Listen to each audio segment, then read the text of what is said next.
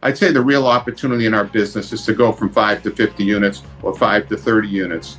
That's where a lot of people are venturing right now, because you can take an emerging concept, make it regional as opposed to national, and make a real difference in a market.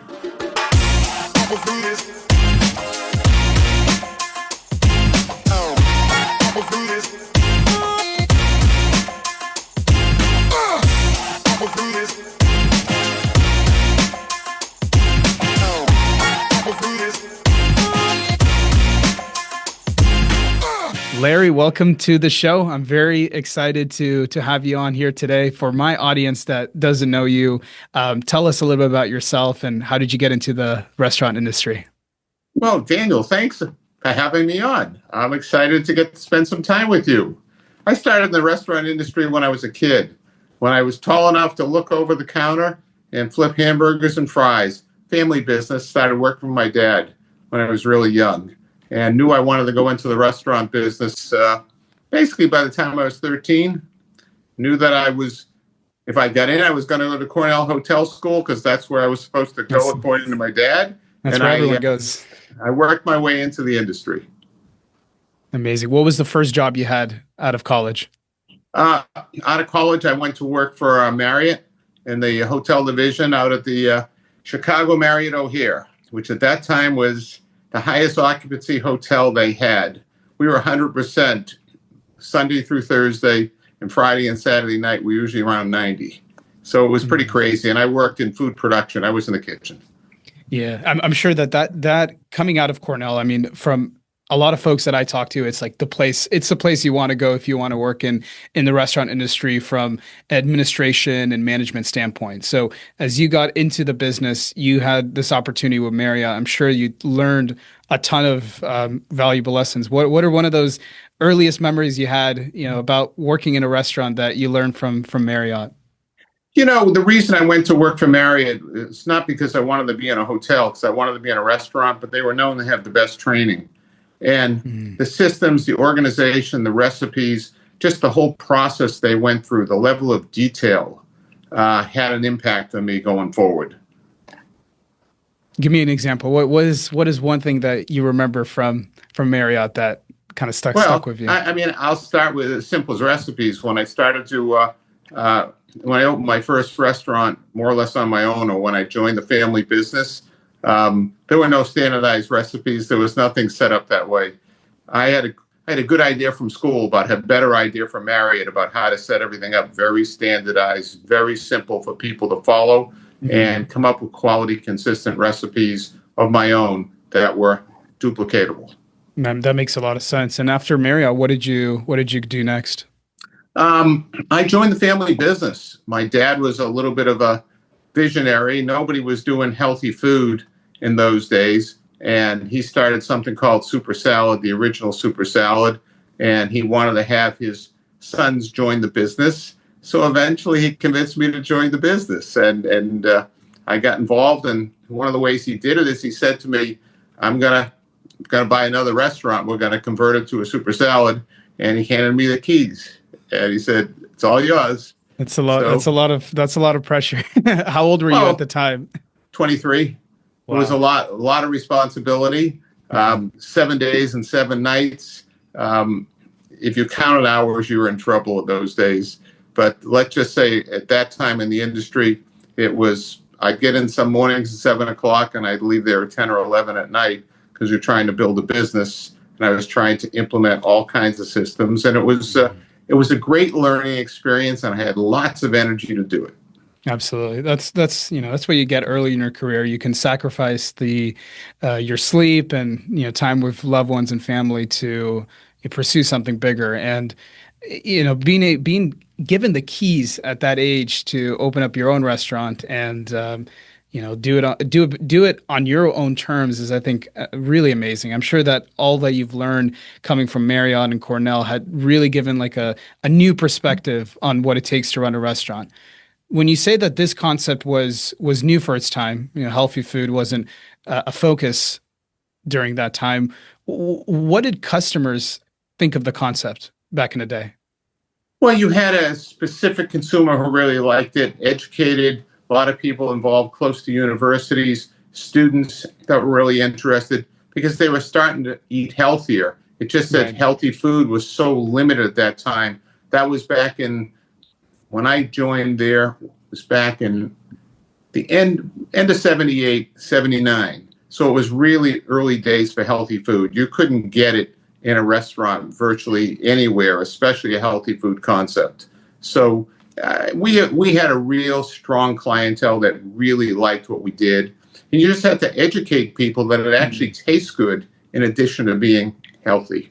Interesting. Give me an example of something that was during the late 70s considered healthy. What would be healthy food back in the day? Well, I mean, in those days, a wide variety of salads, sprouts, and just getting into a lighter meal. Hmm. Things like spinach lasagna, which wasn't necessarily light, but the fact is it wasn't your typical beef lasagna. And Right. having vegetarian options, in those days, it was much more limited in terms of what people could have, never mind the vegan diets and the gluten-free diets and things like that. All those things built over time. Right. Absolutely. And let's fast forward to today. I'm sure that along the way you've been with the business for quite a long time, and then you stepped out and did another role with different brands.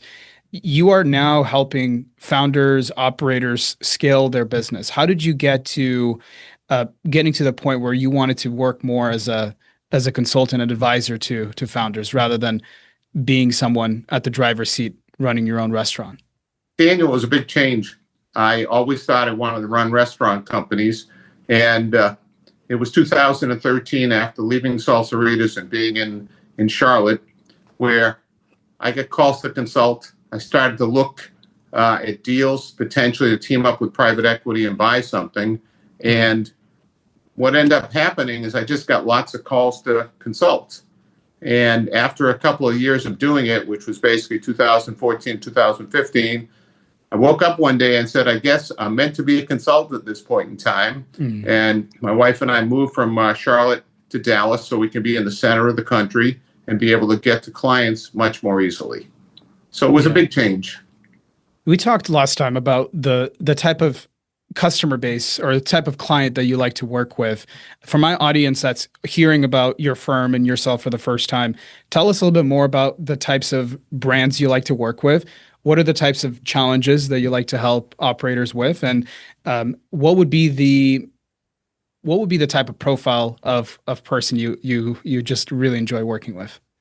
So I've had the pleasure over the last, I guess it's about 11 or 12 years, because time flies, to work with all kinds of wonderful concepts and people.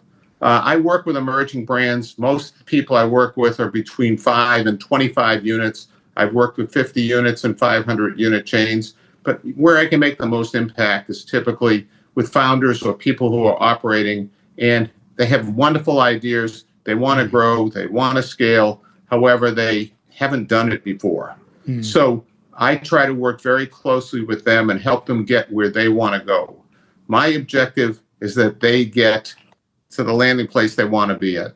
Sometimes it's raising capital. Sometimes it's whether they do a franchise program or not. Sometimes is it the right real estate, the right marketing? What do I need in my organization to be successful? And a lot of times, having been a founder and a professional operator for people, it can be lonely.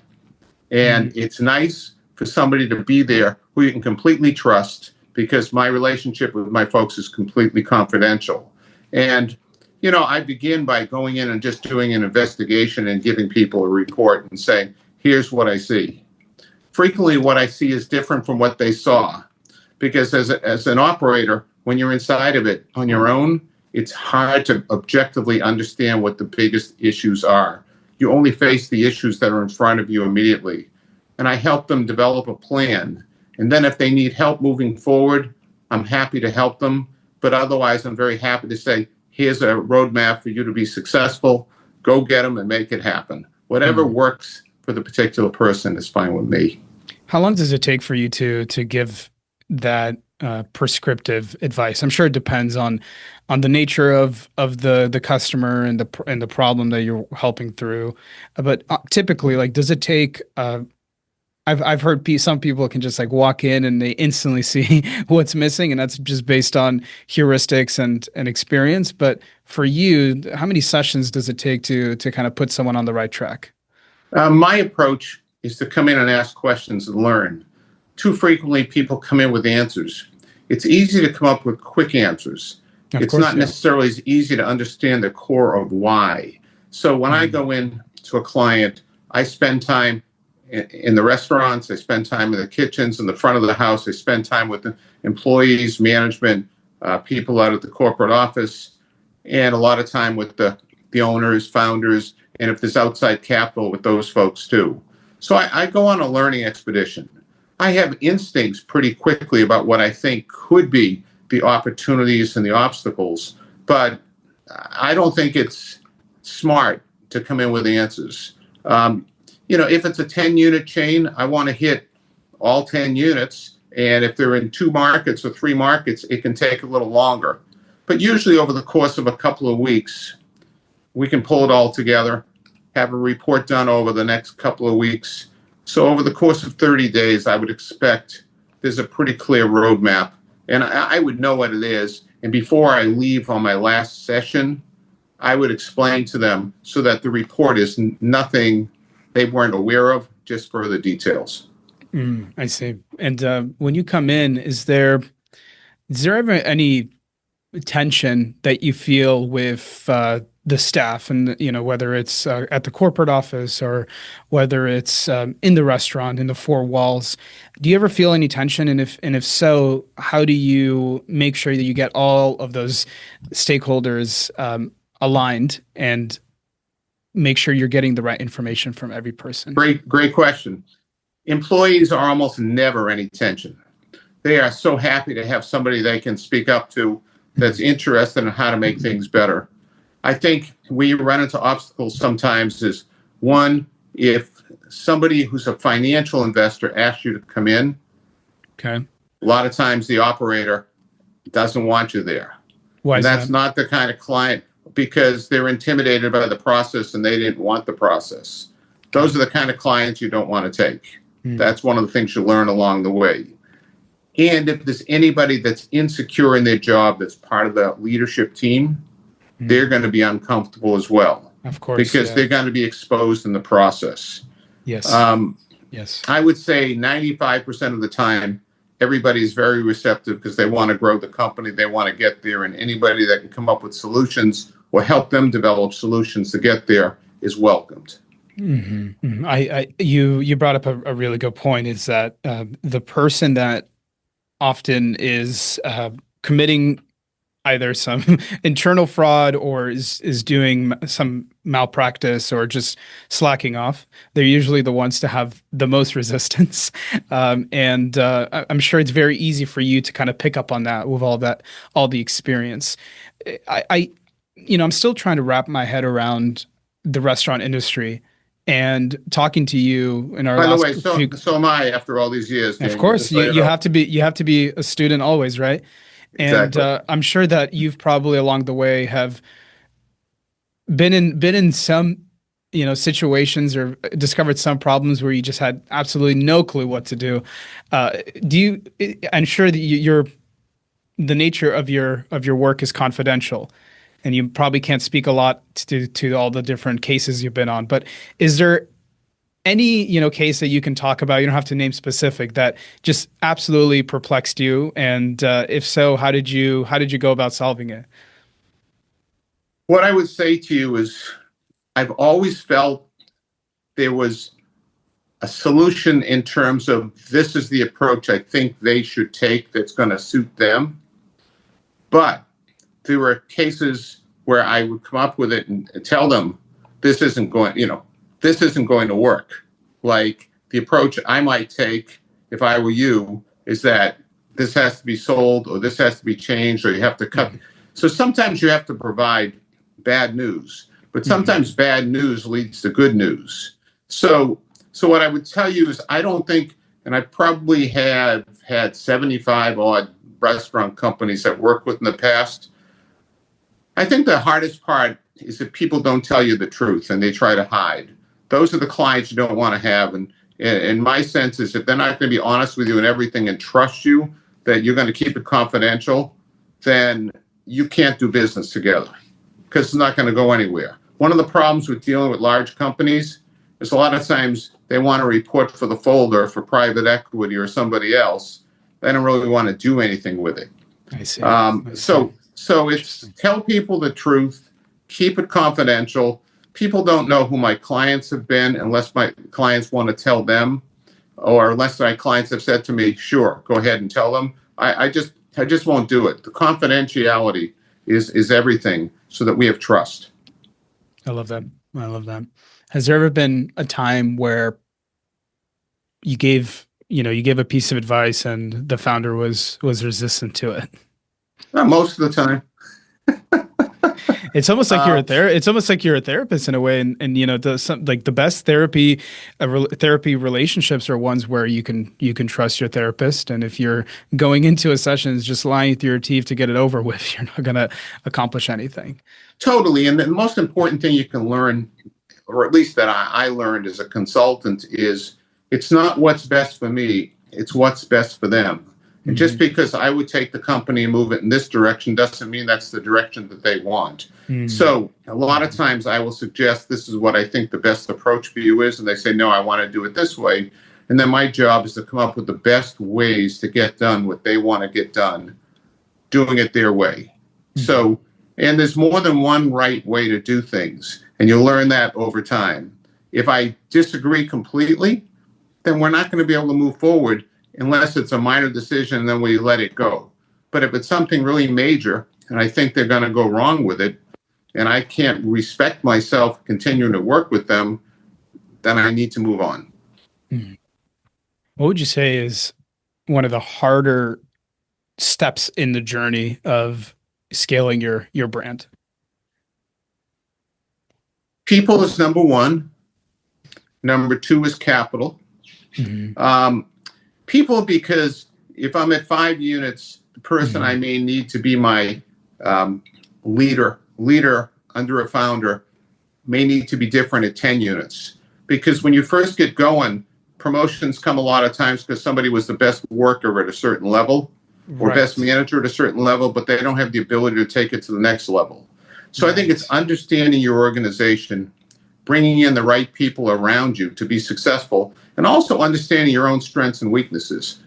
You know, some of us are great at some things and some of us aren't great at other things.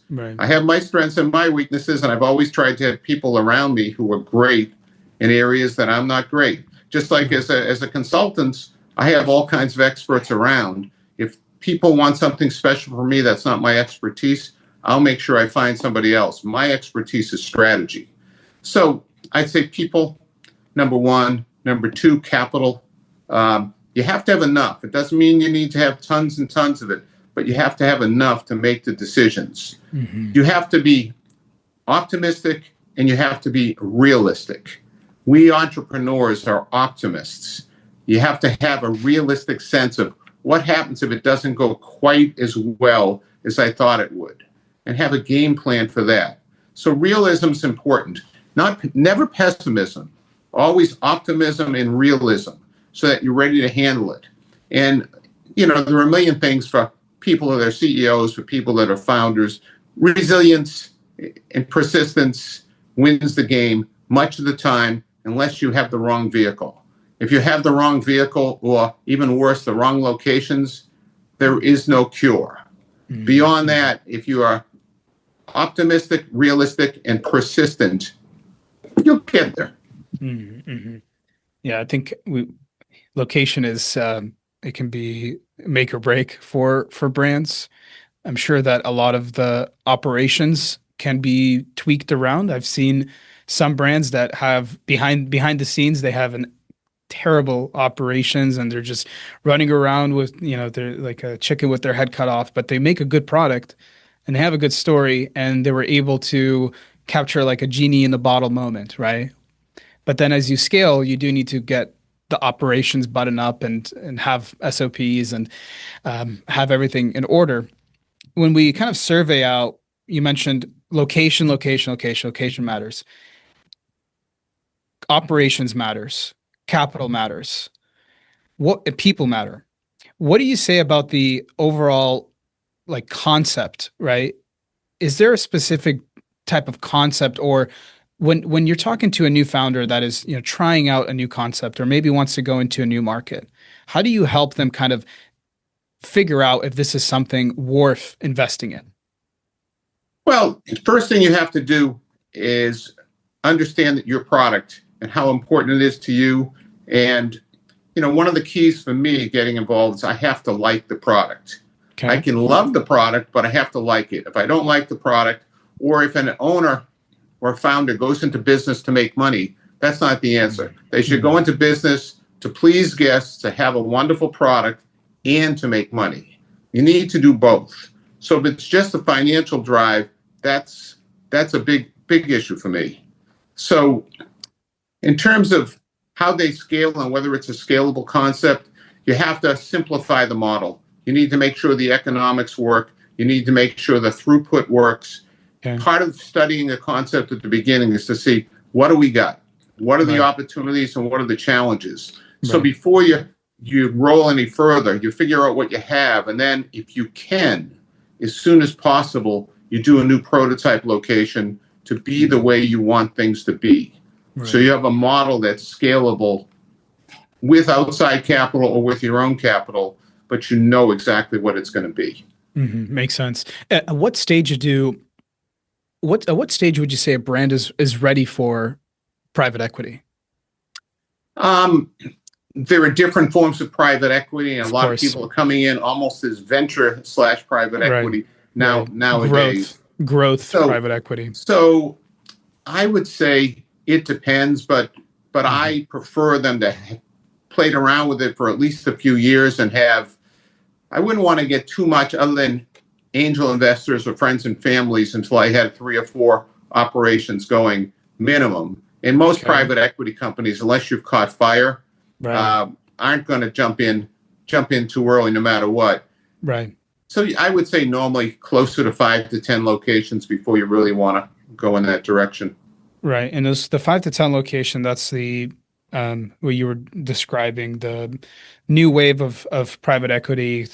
We call it like growth private equity, right? They try to add some fuel to the fire, and then as you start to scale out, if you're a more mature brand that perhaps is looking to push it beyond 100 unit count, then you're looking at a different class of private equity. And then if you are mature and there's opportunity for arbitrage and to make the brand better, you're looking at a different class, right, of private equity. Yes, but I would say there are very few people that are going to be able to become 500, 1,000,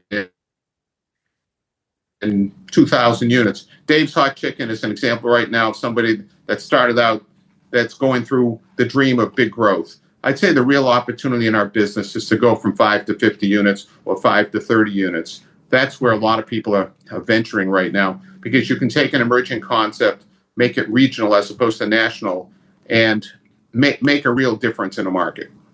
Interesting. So, okay. So then that's a good sweet spot. You're able to take it from, your small towns or city into an entire territory or an entire state.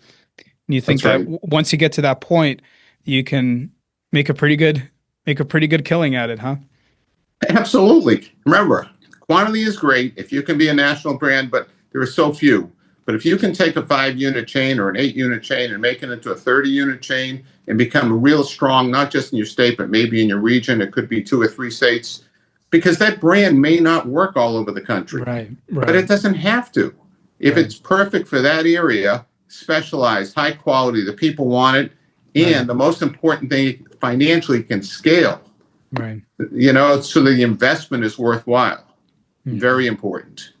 I love that. I learned a ton in this episode, Larry. This is me getting free advice from you.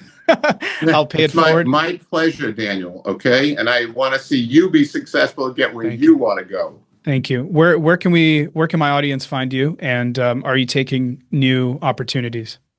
Where the right opportunity is there, and I can really be helpful. It's LJR Hospitality Ventures.com is my website. Best place to find me. And come come by and say hello, send a message. I'm happy to speak to anybody and be helpful that wants to get involved in this industry, just to be helpful. It's part of what we do in this business. Larry, thank you so much. Thank you, Daniel. Have a great one. You See ya. too. Bye.